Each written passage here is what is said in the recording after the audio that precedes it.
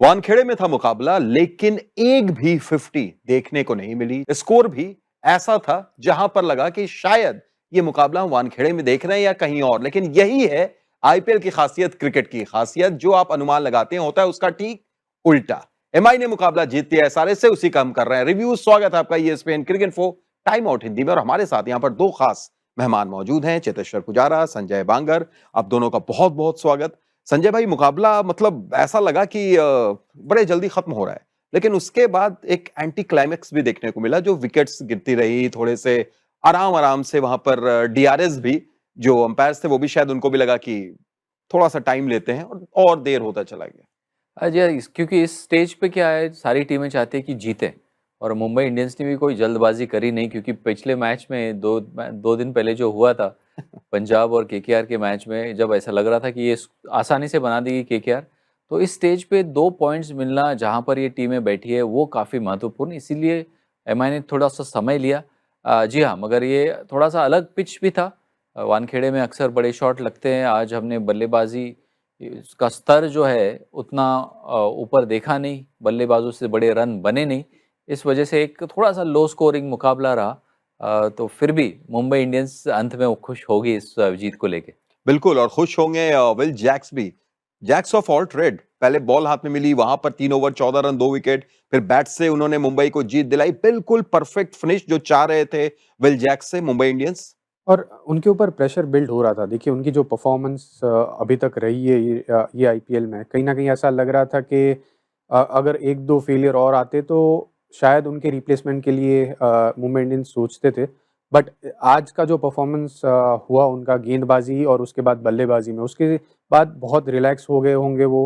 एक as a player आपको confidence की ज़रूरत होती है, और ये गेंदबाजी और बल्लेबाजी दोनों में उनका अच्छा प्रदर्शन होने के बाद वो जो कॉन्फिडेंस है वो उनको मिल जाएगा। और अगले जो मैचेस है वो वापस वानखेड़े में ही होने वाले हैं, तो वहाँ पर as a batsman, as a bowler तो उन्होंने अपना काम आज कर दिया, बट एज़ अ बैट्समैन मुझे लग रहा है कि आज के कॉन्फिडेंस के बाद उनकी बल्लेबाजी और बेहतर होती जाएगी। बिल्कुल, बल्लेबाजी तो बेहतर होगी संजय भाई, जिसके लिए वो जाने जाते हैं। लेकिन आज जिस वक़्त कंस शर्मा चोटिल हुए, और वो जो प्लानिंग थी हार्दिक पांड्या की, वो कहीं न कहीं थोड़ी-सी डिस्टर्ब हो गई होगी कि अब क्या करें?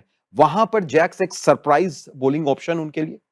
और उस ऑप्शन की वजह से उनको खेलने के लिए मौका भी मिला रहेगा, क्योंकि विल जैक्स का, जैसा पुजारा ने कहा कि बल्लेबाजी इतनी अच्छी नहीं हो रही थी, मगर एक चीज़ उनके हक में थी कि वो ऑफ स्पिन डाल सकते थे, तो उस कारण वो टीम में बने रहे। और काफ़ी बार बल्लेबाजों को उनकी गेंदबाजी बचा देती है, राइट। और उनको मतलब थोड़े से एक्स्ट्रा अपॉर्चुनिटीज़ मिल जाती है। वो ऑलराउंडर जब भी होता है ना, उसको ये बेनिफिट ज़रूर मिलता है। मगर उसके अलावा जिस तरह से हार्दिक ने कप्तानी करी, सारे गेंदबाजों का अच्छा इस्तेमाल किया, और ज़रूरत ही नहीं पड़ी स्पिन की, क्योंकि मात्र 4 ओवर ही स्पिन से हुए, सेंटनर की भी पूरे ओवर नहीं कराए।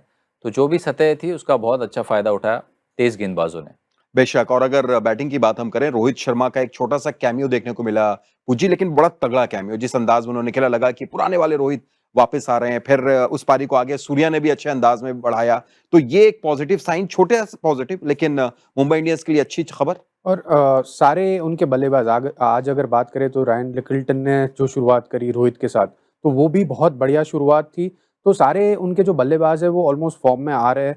ऐसा लग रहा है कि हर एक प्लेयर है वो उनका कंट्रीब्यूशन है। देखिए बड़ा कंट्रीब्यूशन हो या ना हो, बट टी20 फॉर्मेट में अगर आप इम्पोर्टेंट 20-30 रन टीम के लिए बनाते हैं तो आपका वो एक रोल रहता है। और खास करके जो पावर प्ले में है रोल रोहित और रिकल्टन का, तो वो उन्होंने आज निभाया और आज दिखाया कि गेम को एक उनकी फ़ेवर में लेके गए, क्योंकि पावर प्ले टी20 फॉर्मेट में बहुत ही इम्पोर्टेंट फ़ेज़ होता है। वहाँ पर अगर आप जब ख़ास करके 160 चेज़ करते हैं, वहाँ पर अगर 50-60 रन पावर प्ले में बनते हैं विकेट गिरे बिना, तो वो एक बहुत बड़ा एडवांटेज होता है। और आज जिस तरह से शुरुआत हुई, it's a big positive for Mumbai Indians team. बिल्कुल। और अगर पॉइंट्स टेबल में भी वो 7वें नंबर पर आ गए हैं संजय भाई। अब उनका अगला मुकाबला भी वहीं पर खेलना है।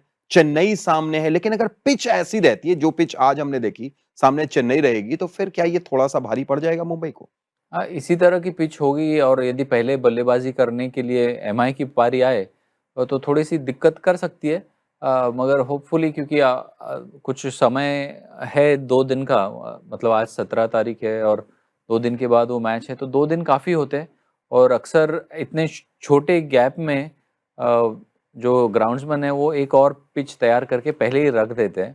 तो मुझे उम्मीद है कि थोड़ा सा ग्रास कवर और ज़्यादा होगा उस पिच के ऊपर और अच्छी तरीके से बल्ले पे आएगी वो गेंद। चलिए देखना दिलचस्प होगा। दूसरी तरफ अगर हैदराबाद की बात करें पूजी, तो ये टीम जिसके लिए जानी जाती है उसके बिल्कुल ऑपोजिट आज क्रिकेट देखने को मिली। आप हेड को देख लें, अभिषेक को देख लें। अभिषेक ने हालांकि 142 के स्ट्राइक रेट से रन बनाए, लेकिन फिर भी वो उनके स्टैंडर्ड से पावर प्ले में कम था। तो ये चेंज पिच को देखते हुए हुआ ऐसा आज? ये पिच को देखते हुए बिल्कुल चेंज हुआ है, बट उसके साथ में गेंदबाजी, जो मुंबई की गेंदबाजी है वो आज बेहतर रही, पावर प्ले में अच्छी रही और बुमराह का जो एक्स फैक्टर है वो पावर प्ले में भी नज़र आया। देखिए उन्होंने 2 ओवर जो डाले वहाँ पर अभिषेक और ट्रेविस हेड दोनों उनके सामने संभल के खेल रहे थे। उनकी जो स्ट्रैटेजी थी वो रन बनाना नहीं, बट विकेट नहीं गँवाना, वो था। तो ये विकेट में मैं फिर भी मानता हूँ कि पहले 6 ओवर में जिस तरह से एसआरएच की बल्लेबाजी हुई वो इतनी खराब नहीं थी। उन्होंने मैच गँवाया 6 से 15 ओवर के बीच में। वहाँ पर जिस तरह से बल्लेबाजी हुई उसमें रन ज़्यादा नहीं बने, जो इंटेंट था वो थोड़ा इतना ज़्यादा पॉजिटिव नहीं लगा और विकेट्स भी गँवाते रहे।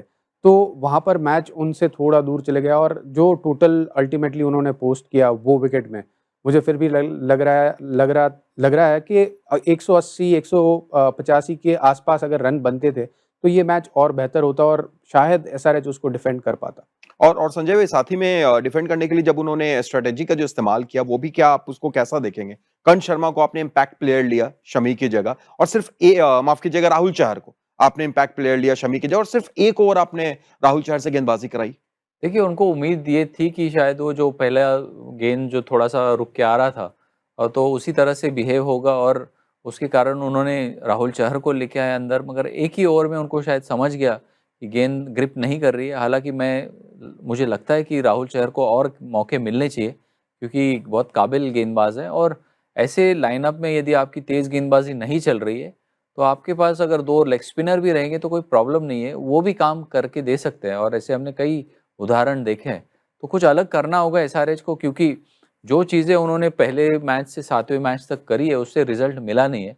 तो अब मुझे लगता है थोड़ा-सा परिवर्तन करना होगा या तो बैटिंग ऑर्डर में या तो फिर उस बॉलिंग कॉम्बिनेशन में। और अब हाफ सीजन दोनों टीमों के लिए खत्म हो चुका है, 7-7 मैच हो चुके हैं।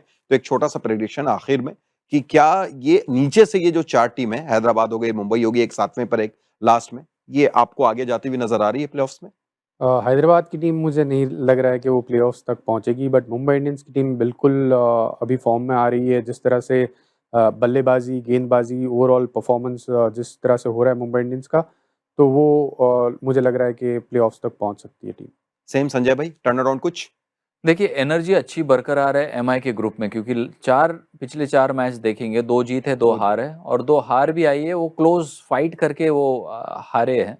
और एसआरएच की वैसी बात नहीं है। एसआरएच ने बहुत गजब का मैच खेला, 245 चेज किए, मगर उसके अलावा अन्य जो पिछले 2-3 मैच है वो एक तरफा हारे हैं।